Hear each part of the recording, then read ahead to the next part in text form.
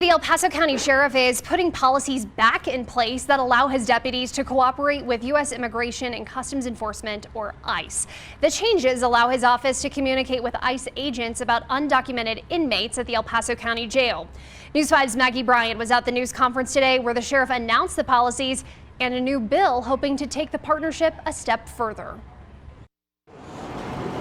Thank you all for joining us today to discuss a critical topic: public safety in Colorado. From behind the podium, El Paso County Sheriff Joe Roybal wants to get his message in front of citizens. We want to hold violent criminals accountable who are here in the United States illegally. To do so, he's making some changes at the El Paso County Jail by bringing back collaboration with ICE. I'm tired of politicians telling me and my deputies how to keep people in our communities safe. Right now in Colorado, local law enforcement agencies are not allowed to hold an undocumented person in custody past their release date, solely at the request of ICE. But the sheriff says his new policies are legal. Effective Monday, he says jail staff must contact ICE about new inmates who are not born in the U.S. or are believed to be here illegally. From that point, it's up to ICE agents to conduct their own investigation. Separately, if an inmate is in the process of being released or bonding out and ICE requests to be notified through what's called a detainer,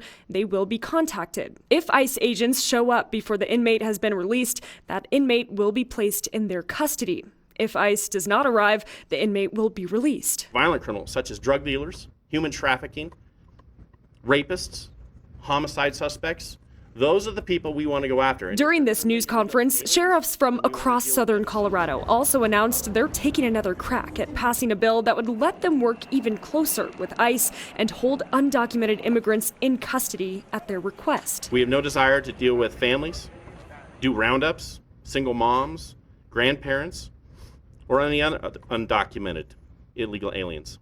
If they are not committing erogenous crimes in our communities, we don't want them. Sheriff Roybal used this man as an example. 41-year-old Jose Daniel Paramo Guerra. He was arrested last week, one of two suspects accused of breaking into cars in Security Widefield. Deputies say he was driving a stolen vehicle with a stolen gun, heroin, and fake immigration documents inside the car. Paramo Guerra is currently in jail, but the sheriff says if he posts bond, he can walk free pending his next court date. If this new bill passes, the sheriff's office would be able to keep him in custody past his release date on a hold from ICE. While keeping those criminals inside the jail, it reduces that risk because they're no longer on the street with propensity to reoffend and generating more victims. I reached out to Governor Jared Polis's office to ask if he will support this bill.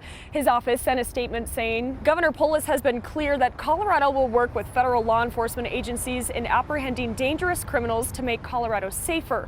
Colorado is not a sanctuary state. When it comes to criminal investigations or prosecutions, local law enforcement should be working with federal partners in accordance with state and federal law to fight crime and respond when asked. ACLU Colorado sent News 5 a statement saying in part, we urge law enforcement to consider their duty to serve all members of the public and not engage in civil immigration measures that can threaten to tear families apart and destabilize communities. In Colorado Springs, I'm Maggie Bryan, News 5.